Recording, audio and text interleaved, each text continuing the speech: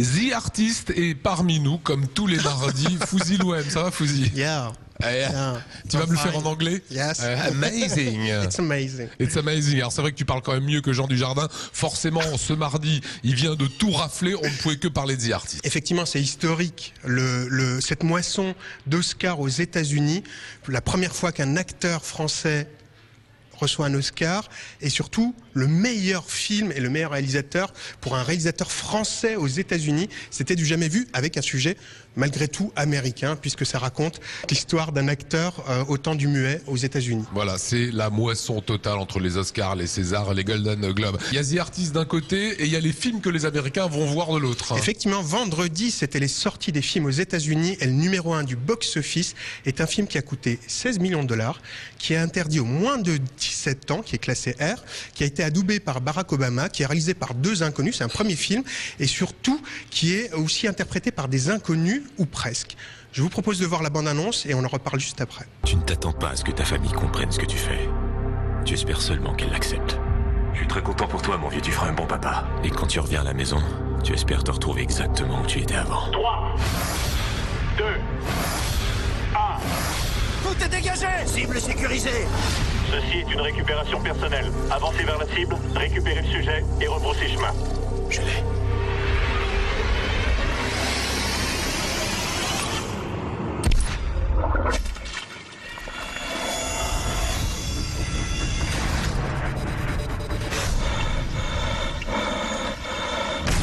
Cible sécurisée!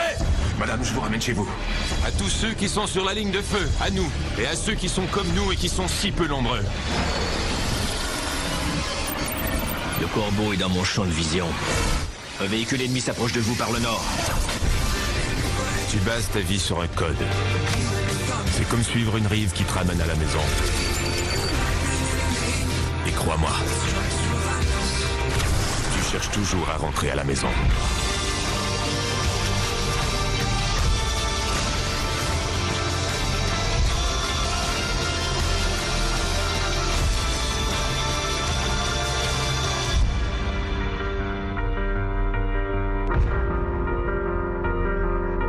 On vient de voir une pub pour l'armée là.